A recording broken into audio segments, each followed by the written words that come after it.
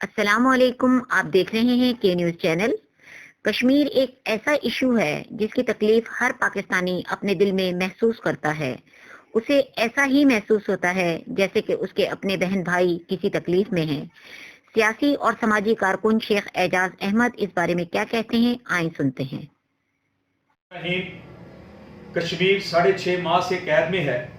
انسانی حقوق کی عالمی تنظیمیں خاموش ہیں اور تماشائی بنی ہوئی ہیں۔ بچے، بوڑھے، مائیں، بہنیں، نوجوان ذبح ہو رہے ہیں، عورتوں کی عصمت دری ہو رہی ہے، مگر اقوام عالم اس پر خاموش اس لیے ہے کہ یہ مسلمان ہیں۔ وہ بچے جو ماؤں کی گود میں تڑپتے بلکتے بھوکے پیاسے دم توڑ رہے ہیں، نوجوانوں کو سرے عام نسل کشی کی جا رہی ہے۔ آج پوری ملت اسلامیہ پر بھی ہمیں افسوس ہے کہ وہ غلامی کا کردار ادا کر رہی ہے، وہ جرت بہادری کا کردار ادا نہیں کر رہی۔